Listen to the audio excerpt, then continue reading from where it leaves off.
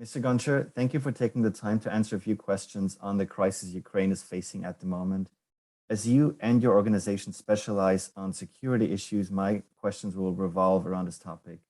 So first of all, to what extent may the Ukrainian crisis affect the security architecture of the EU? Ukrainian crisis, frankly speaking. We have consequences of Russian aggression against Ukraine, which was started 8 years ago in February 2014. Now we received continuation of Russian aggressiveness around Ukraine, not only from eastern direction, but from northern too, from territory of Belarus. So we have some turbulences in Ukraine, which was caused by Russian military informational activity and first of all, military activity. So now we have some difficulties. Yes, it's true. Economic difficulties too, but without any panics in our current life. Of course, some tensions, we feel it, tensions, etc., but without any apocalyptic scenario. And yes, we received more or less minimal military assist from our friends in the United States, United Kingdom, Baltic states, some other countries. It's good. It's serious additional signal for Kremlin, and I hope we will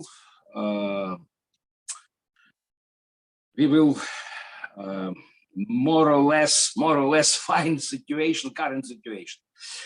Yes, our national currency, hryvnia, we see that go up and down, but it's not so big jumps, but it means additional influence on our economic and financial stability, but without any serious consequences during last 3 months, because you know we are in serious turbulences beginning from end of October last year. So if Western countries will continue pressure against Russia, first of all, but not by blah, blah, blah, but concrete sanctions, it means that this aggression will be stopped. Yeah, speaking of Western countries, you have some experience with the NATO. What actions could they undertake in this situation? Will the NATO be strengthened as a response? Not only NATO is a player, of course. First of all, NATO as a counter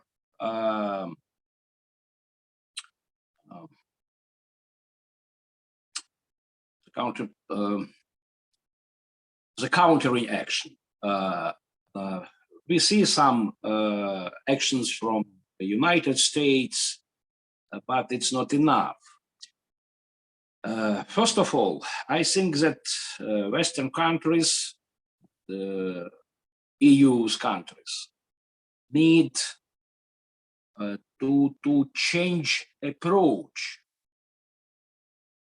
from my point of view, traditionally, European Union had and has reactive position. From my point of view, EU needs Western countries, Western areas, needs preventive actions to stop Russian aggression. Preventive means, for example, interruption of Nord Stream 2. Not in the case if Russia will invade into Ukraine, Germany and EU countries will consider option concerning interruption of Nord Stream 2. No, it's from my point of view, it's not correct approach. It must be stopped immediately by political decision, by political will, because this project is not into operation. So it means that EU will not pay some money for this interruption. Interruption means risks for Gazprom, because Gazprom and Russia were initiators of this project. And please take in consideration when this project was started. It was in 2014. This project had name enlargement of existing Nord Stream, first Nord Stream. It was in the period when Russia occupied Crimean Peninsula and invaded into Eastern Ukraine. And the main argument from Moscow to Brussels, to Berlin, to other capitals of EU countries, which involved into this project later. Guys, our European friends, we have serious risks for stability of Russian gas through Ukraine because civil war in Ukraine. So if you take in consideration official documents of Gazprom and Kremlin.ru, you can find some talks between Putin and Hollande, Putin and Merkel, Putin and the former Euro Commissioner Günther Oettinger concerning it was some calls from Kremlin to EU's officials and some letters that concerning necessity of other routes for Russian gas to the EU. So it's story, but it's a very interesting story which explained why the European Union, European Commission needs to interrupt this project. It will be serious preventive signal for Kremlin that, guys, you must stop your aggression. It's only one point, but very serious from my point of view. And the next point, this is in progress. It's very important. You know that LNG supplies, additional LNG supplies are in the progress, first of all, from the United States, maybe some additional volumes from Qatar, etc. It means that transatlantic energy solidarity is in progress. Of course, volumes of LNG supplies are not enough to compensate Russian gas supply, of course. But it is very, very important point and message for Kremlin, because Kremlin watched real energy solidarity between US and EU, because main strategy of Kremlin is how to divide US and EU, how to divide EU countries between Central and Eastern Europe countries and Western Europe countries, etc., etc. So maybe you remember, not remember, of course, I don't remember too, because it was in 1948 when Soviet Union established the total land blockade of Western Berlin. And United States, United Kingdom, and France organized airlift. And West Berlin was supplied by necessary materials by this airlift. What is interesting?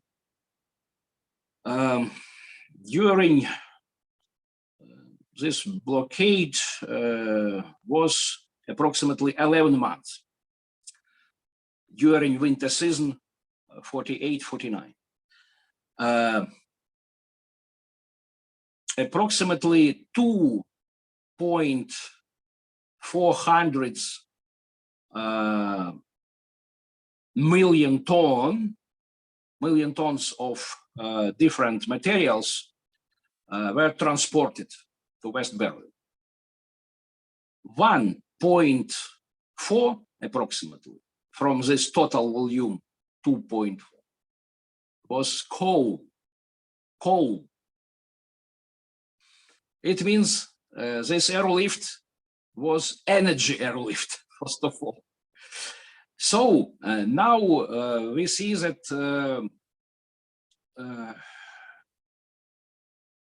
Russia received very clear signal. United States supports Europe. And so it means that Gazprom has not so big space for maneuvers, for manipulations on the European gas market, as we see during last months, beginning from my point of view, after meeting Biden-Merkel in Washington, D.C. in July. So it is very clear message from Washington, from Brussels to Berlin, to Moscow, and this approach must be continued. And my last point in this case, that in the context of NATO activity. Maybe you know that that western part of Black Sea are in the center of military activity of Russian Black Sea Fleet. This is equatory between occupied Crimean Peninsula and our Odessa coast. And including coast of Romanian coast and Bulgaria too. Romania and Bulgaria are members of NATO.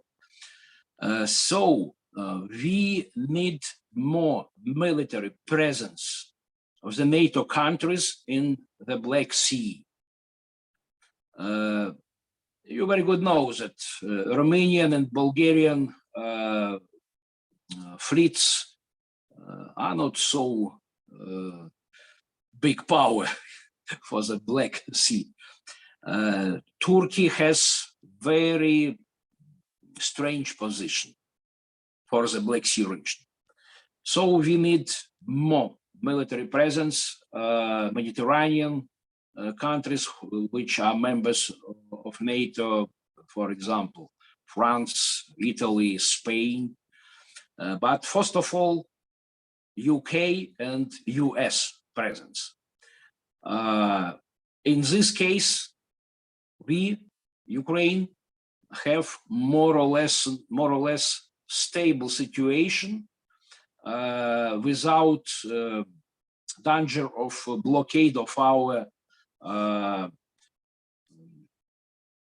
trade traffic from our Black Sea ports, because now Russia involved not only Black Sea fleet, but ships from other Russian fleets, from Northern fleets, from Baltic fleet, and first time from Pacific Ocean fleet. Several ships arrived from Pacific Ocean fleet to Mediterranean and to Black Sea. So Russia demonstrates readiness to provide blockade for Ukraine from Black Sea direction. So we need counteraction, military solidarity, because traditionally Ukraine is a partner for the NATO from 1994. So we hope it will be continued in this very sensitive period.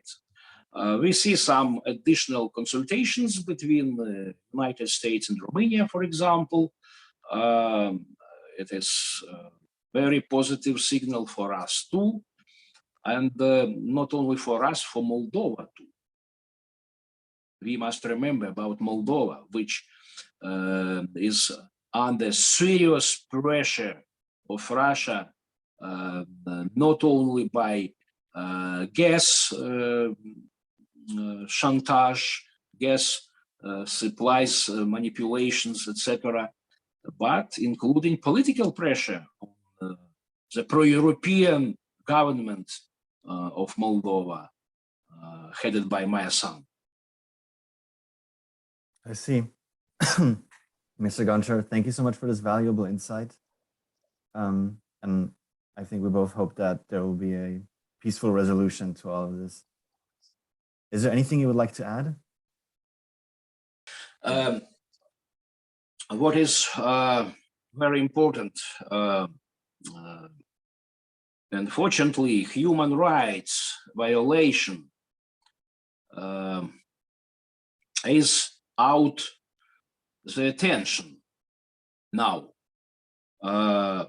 First of all, you very good know that approximately 3 more hundreds of Ukrainians are in prisons of so-called DNR, LNR.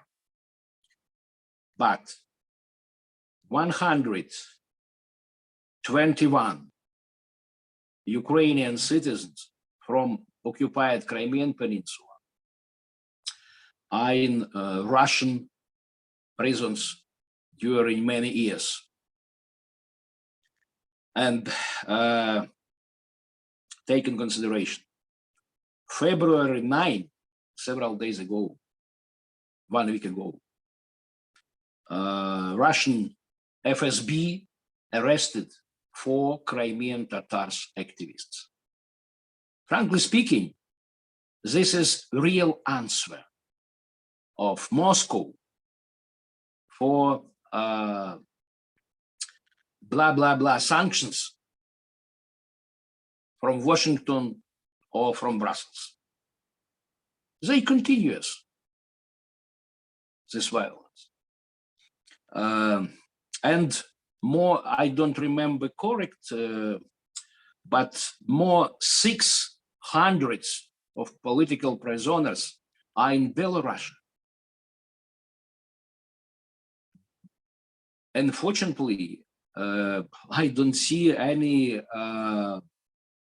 discussions, any pretensions from Western countries to Russia.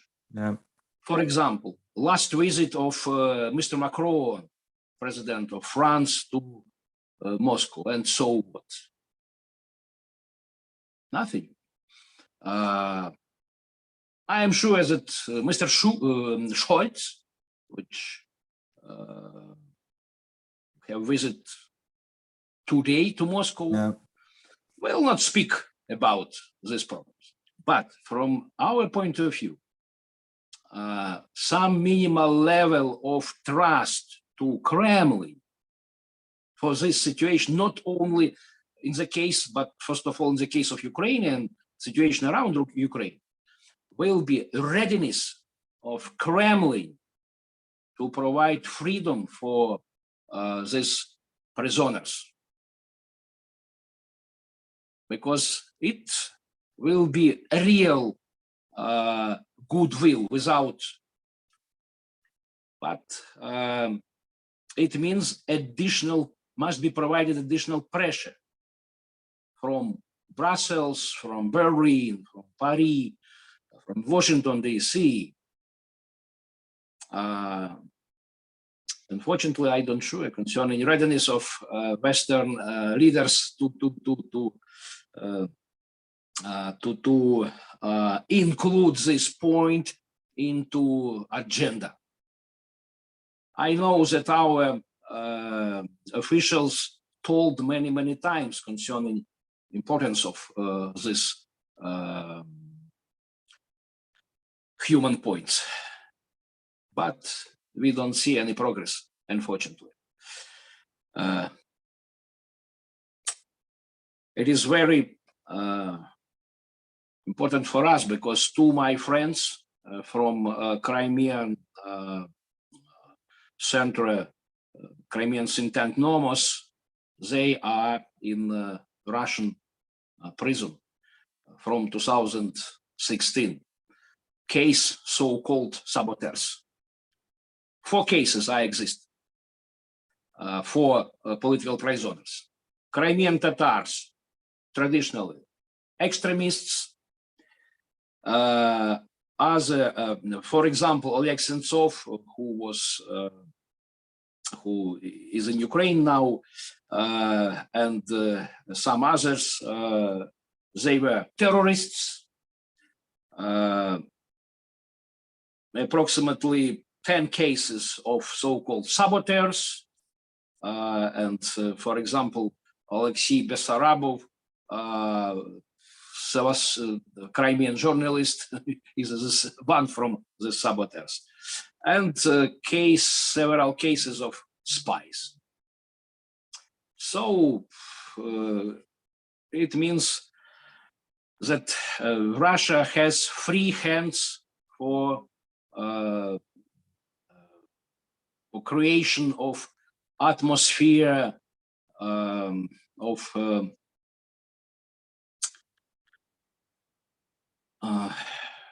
terrible in occupied territory of Ukraine.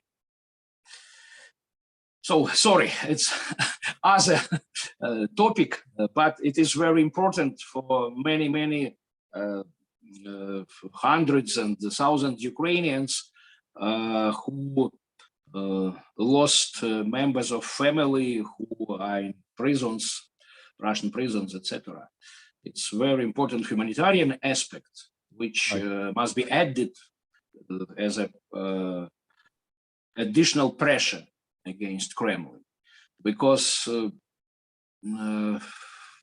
traditionally Western officials remind about case of Navalny, but not only Navalny exists in Russian prison. No, sorry. No need to apologize. No need to apologize. I completely understand. thank you again. Thank you for your time. Thank you for the valuable input.